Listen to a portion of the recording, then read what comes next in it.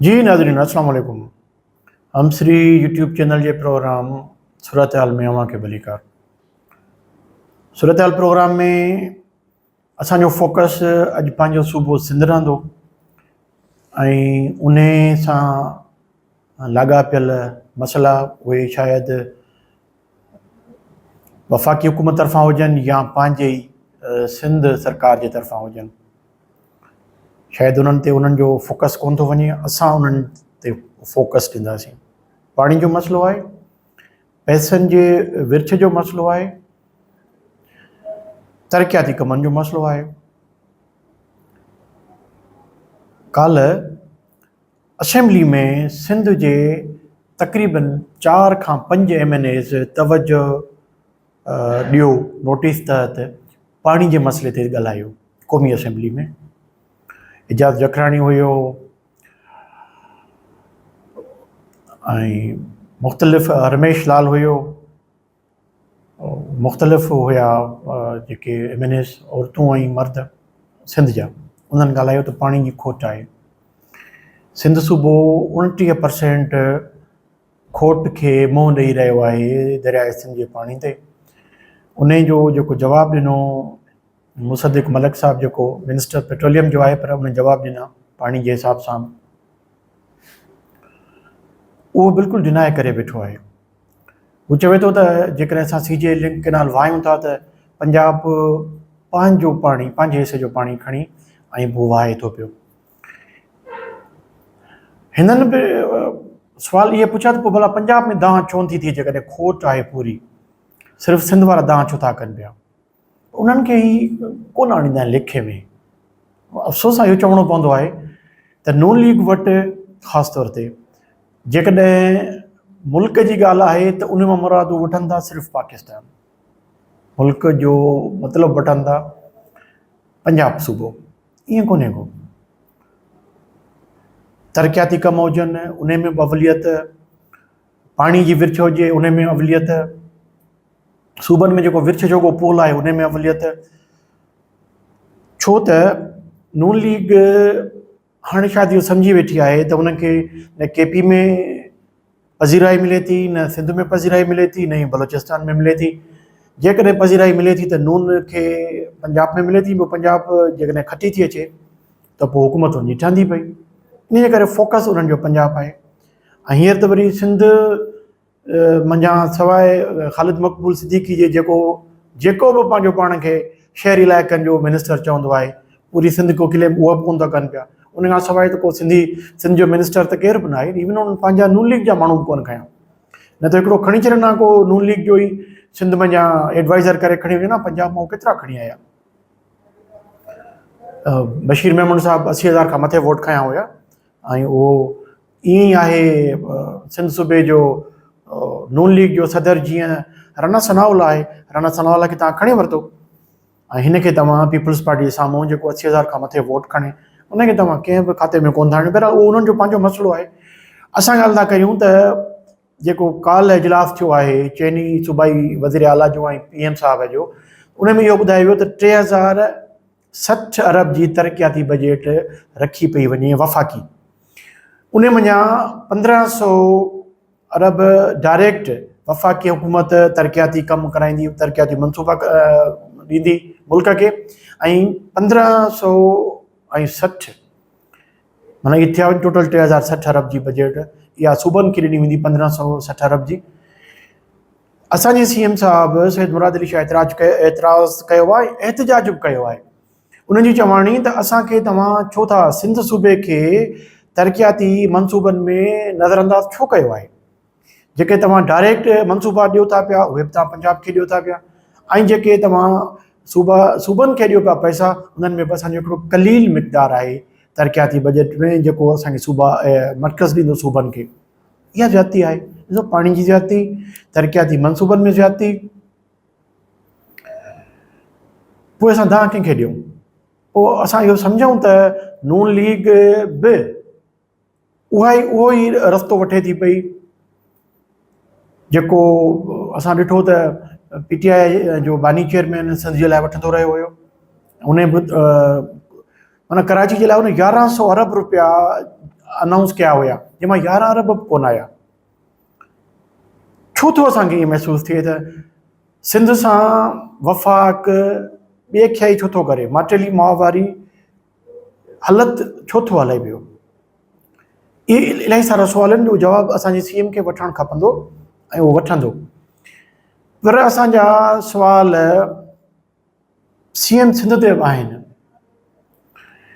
इन खां पहिरीं असां हिकिड़ी सिर्फ़ु तस्करो करे था वठूं त PTI जी जंहिंमहिल ॻाल्हि थी आहे चेयरमैन जी, त उन हिकिड़ो ख़त लिखण जो ईअं सम्झो कि इशारो ॾिनो आहे त मां चीफ जस्टिस ऑफ पाकिस्तान खे ख़त लिखंदुसि ऐं उन जेका मूंखे ॻाल्हि कई त पॉलिटिकल माण्हू गॾिजी वेही मुल्क जा मसइला हल कयो, त मुल्क में मसइला आहिनि सियासी, अमुन, मुआइशी, इहे टिनी जो अदम इस्तेहकाम आहे उन जे लाइ। पर वरी ॻाल्हियूं उहे साॻियूं त गुलेल बनाऊंगा और चिड़िया मारूंगा, ॻाल्हाईंदुसि ताक़तवर माण्हुनि सां ऐं पोइ हुनजी ख़बर न आहे ताक़तवर माण्हू कहिड़ा आहिनि। ज़ाहिर आहे हुन सां चीफ जस्टिस त कोन ॻाल्हाईंदो, चीफ ऑफ आर्मी स्टाफ बि कोन ॻाल्हाईंदो, त पोइ ॻाल्हाईंदा त पॉलिटिकल माण्हू। ऐं पॉलिटिकल माण्हुनि में उनजो चवणु आहे त मां नून लीग सां बि कोन ॻाल्हाईंदुसि, पीपल्स पार्टी सां बि कोन ॻाल्हाईंदुसि ऐं MKM सां बि कोन ॻाल्हाईंदुसि। ख़बर न आहे बाक़ी पोइ कंहिंसां ॻाल्हाईंदो। हाणे ॾिसूं ख़त लिखे त उहो कहिड़ी ॻाल्हि थो करे। एसि ताईं हमरा राज़ी थियो आहे त हू हाणे कंहिं हद ताईं ॻाल्हियुनि जे लाइ तयारु आहे, पर अञा ताईं रस्सी जल गई है बल नहीं गए वारो कमु आहे। ॾिसूं इहो बल केसि ताईं हले थो पियो। हाणे असां ॻाल्हि था करियूं पंहिंजे सिंध सूबे जी। CM साहिबु असांखे ॿुधाईंदो त गुज़िरियल तरक़ियाती बजट जेका असांखे मिली वफ़ाक़ मंझां ऐं सूबे सिंध जी जेका पंहिंजी हुई तरक़ियाती बजट, उहा केतिरी ख़र्च थी आहे ऐं केतिरी लैप्स थी आहे।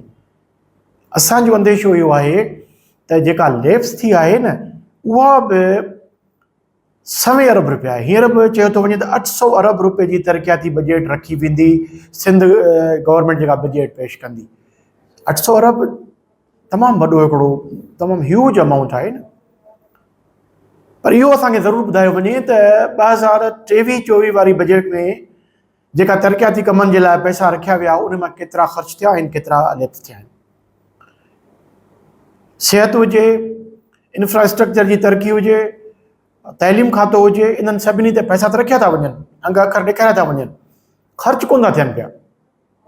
ऐं जेकॾहिं वफ़ाक़ मां अचनि था त अचनि था वञी सम्झो त 3 या 4 तिमाही में पैसा अचनि था वञी मार्च महीने में। हाणे सम्झो जेकॾहिं मार्च में जेके पैसा उन रिलीज़ कया आहिनि उन में जा मोर देन 50% वापसि लैप्स थी वेंदा। इहे अंग अखर असांखे मिलणु खपनि। 800 अरब तव्हांजा ख़र्च थींदा, तमामु सुठी ॻाल्हि आहे। इहो बि असांखे ॿुधायो वियो आहे त हीअ गुज़िरियल जेके ऑन रनिंग मतिलबु रनिंग जेके तरक़ियाती कम आहिनि उन्हनि जा प्रोजेक्ट 2000 खां मथे ॿुधाया था वञनि। अहिड़े क़िस्म जी निशानदेही असांखे असांजे दानिश्वर सिंध जे नसीर मेमन साहिबु जिते क़ौमी कॉन्फ्रेंस थी हुई SUP जी उन में कई हुई, त असां वटि एतिरा त तरक़ियाती कमनि जे नाले सां प्रोजेक्ट शुरू कया था वञनि जिन खे पाए तकमील ताईं कोन थो पहुचाए वञे। उहे गुज़िरियल 16 सालनि खां वठी हलनि पिया, ऑन ग्राउंड हलनि पिया, मुकमल कोन पिया थियनि पिया। मुकमल थियण जे लाइ तव्हां एतिरी महिरबानी कयो त जेको तव्हांजो टेन्यूअर आहे घटि में घटि 5 सालनि में जेको बि तव्हां तरक़ियाती कमु रखो था उनखे पूरो करे वठो। तव्हां जेतिरा वॾा वॾा नाले में तव्हां हणी छॾिया असां एतिरनि मनसूबनि जो इफ़्तिताह कयो, पूरा केतिरा थिया आहिनि। ऐं पोइ जॾहिं टाइम गुज़रे थो त उन्हनि ते पैसा वधनि था पिया। इहो असां ज़रूरु चाहींदासीं त हिन बजट इजलास में उन खां पहिरीं इहो असांखे ॿुधायो वञे त तरक़ियाती कमनि ते 2023-24 में साल में केतिरा पैसा सिंध में रखिया विया, केतिरा पैसा रिलीज़ कया विया ऐं केतिरा पैसा ख़र्च थिया, केतिरा पैसा लैप्स थिया। इहो ज़रूरु ॿुधायो वञे। हाज़िर उन खां पोइ हिकिड़ो इंतिहाई अफ़सोसनाक वाक़ियो आहे। असां ॼाणी वाणियुनि खे आख़िर में इन करे खयूं आहे, दिलि ॾुखे थी। अहिड़े क़िस्म जा वाक़िया जंहिंमहिल ॾिसूं था पोइ ईअं सम्झो पंहिंजी सहाफ़ती लैंग्वेज खां बि अंदरि जॾहिं अंदरि में उदमा अचनि था न, पोइ लफ़्ज़नि में उहा जेका उहो ज़हर अची थो वञे। कॾहिं कॾहिं ज़हर उहो ज़ुबान मंझां ॿाहिरि निकिरी थो अचे। पोइ एतिराज़ु कनि था, काफ़ी दोस्त बि एतिराज़ु कनि था त सहाफ़ती लैंग्वेज में कंहिंखे बि घटि वधि न ॻाल्हाइबो आहे, पर जॾहिं एॾी कावड़ अचे न पोइ माण्हू छा करे। अहिड़ो वाक़ियो सकरन में काल्ह थियो आहे। ॿारड़ा त गुल हूंदा आहिनि न, मासूमड़ा हूंदा आहिनि, कहिड़े माना माउ पीउ जे लाइ ही बिल्कुलु हिकिड़ो गुलाब जो गुल नज़र अचे थो। राजपर नंढड़ो छोकिरो आहे, सलमान नालो आहे हुनजो, सकरन में आयो आहे, अज़ीम कॉलोनी में कॉलोनी आहे। सकरन टाउन कमेटी आहे, सकरन तालको आहे, नवाब शाह जो, शहीद बेनज़ीर आबाद जो। उन ज़िले जो सदर साहब जनाब आसिफ अली ज़रदारी साहब आहे, सदर ममलकत, उन जो ज़िलो आहे। अरबे रुपया तो चलो न हूंदा, पर करोड़ रुपयनि जी बजट आहे। हर महीने 1.5 करोड़ 2 करोड़ जी बजट आहे सकरन जी, जेका हुतां जी म्यूनिसिपालिटी आहे उन जी। रुकजो इन करे था त उहे जेके कावड़ वारा लफ़्ज़ अचनि था न से उन्हनि खे रोकियूं था पिया। शर्म आहे उन चेयरमैन खे जेको करोड़ रुपया हर महीने हड़प करण जे बावजूदु गटरनि जे मथां ढक नथो ॾेई सघे।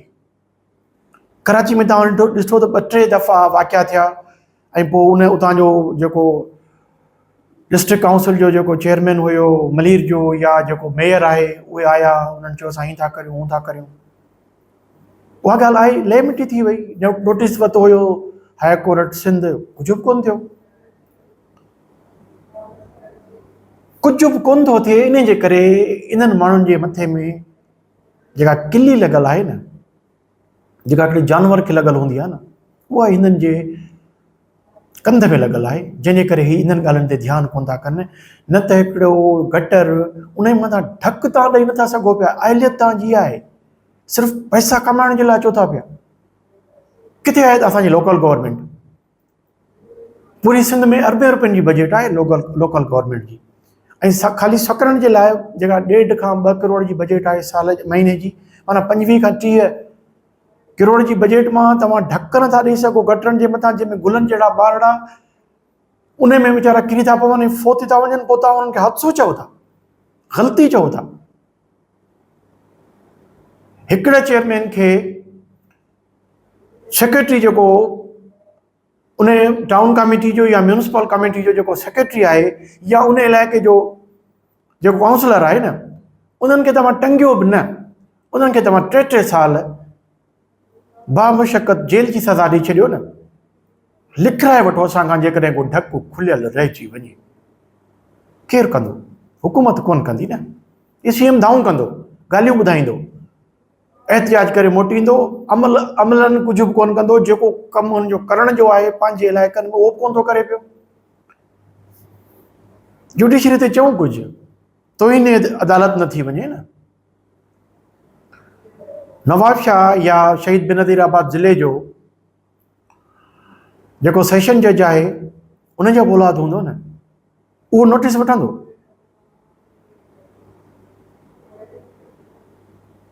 हाई कोर्ट जो जज साहब त परे वेठो आहे, कराची में वेठो आहे न। कराची इलाही परे आहे, कराची ऐं सकरन जे विच में जेकॾहिं तव्हां आराम सां गाॾी में अचो न त वधीक न, सिर्फ़ु 3 खां 3.5 कलाकनि जो सफ़र आहे। एतिरो परे आहे, एतिरो परे आहे। सकरन इहे सम्झो कि हिमालय जे कंहिं कुंड में आहे। अख़बारूं लिखनि थियूं पयूं, मीडिया ते अचे थी पई, पर असांजे जेको chief justice Sindh high court जो आहे, उनखे इन तरफ़ उनजो ध्यानु ई कोन थो वञे पियो। भला सकरन जो जेको सीनियर सिविल जज आहे, उन जो औलाद हूंदो, उहो नोटिस वठंदो। थोरी ॻाल्हि ते यकदमि तव्हां ऑफिसरनि खे बीहारे वठंदा आहियो। जॾहिं तव्हांजे पंहिंजे मथां ईंदो आहे, तव्हांखे 2 पुलिस जूं मोबाइलूं न मिलंदियूं आहिनि तव्हांजे स्कॉट करण जे लाइ, अॻियां पुठियां तव्हां यकदमि एसपी खे कॉल करे वठंदा आहियो। ही मासूम ॿारड़ो, ऐं ईअं बि न आहे त को वीचारो को सफ़ा ग़रीबाणी फैमिली सां जो जेको ॾाढो आहे, उहो फोकल पर्सन आहे। पोलियो जो जेको प्रोग्राम हले थो पियो शहीद बेनज़ीर आबाद जो, डॉक्टर आहे राजपर साहब। पर ॿार त ॿार आहे, उन्हें कहिड़ी ख़बर त ॿार मुंहिंजे लाइ सिंध सरकार लोकल गवर्नमेंट मुंहिंजे लाइ हिकिड़ो खॾो खोटे वरितो आहे, जंहिंमें मां किरंदुसि ऐं मां पंहिंजी हयाती विञाए वेंदुसि। छा चऊं, कंहिंखे चऊं? जेसिताईं कानून पंहिंजी ज़िम्मेवारी न खणंदो, कंहिंजी ज़िमेवारी आहे? जेकॾहिं तव्हां होल ठाहिया आहिनि त उन में ढक ॾियो। ऐं जेकॾहिं मवाली उहे चोराइनि था ढकणा, त उहे कंहिं दुकानदार खे खपाईंदा हूंदा न, स्क्रैप वारे खे खपाईंदा हूंदा न, उन मां उन्हनि खे 100 रुपया मिलंदा हूंदा। ॿुॾी मरनि त उहे दुकानदार जेके इन्हनि मवालनि खां इहे ढकणा वठनि था। अहिड़ो सॼो माहौल अहिड़ो आहे, कंहिंखे चओ? उहो दुकानदार ॾोही आहे। मवाली खे छॾे ॾियो न। असांजे जेको असांजे हिन वक़्तु एक्साइज़ जो मिनिस्टर साहिबु आहे न, उहो चए थो त इन्हनि मवालनि खे कोन ॾिसंदासीं जेके ढकणा चोर आहिनि, उन्हनि मवालनि खे पकड़ींदासीं जेके वीचारा मिड़ई नाले मातर कनि था पिया। सभिनी खे पकड़ियो, पर इन्हनि जेके इन्हनि खां इहे 100 रुपया या 200 रुपये जो जेको ढकणो वठनि था न, उन्हनि खे पकड़ियो। ऐं ख़ासि तौर ते जंहिं बि इलाइक़े में अहिड़ी वारदात थिए थी, उन जे चेयरमैन खे वधीक न 3 साल बामुशक़त जेल ॾियो। असां वरी हिकु दफ़ो दोहरायूं था त इहो जेको अमल आहे उहो कोन थींदो।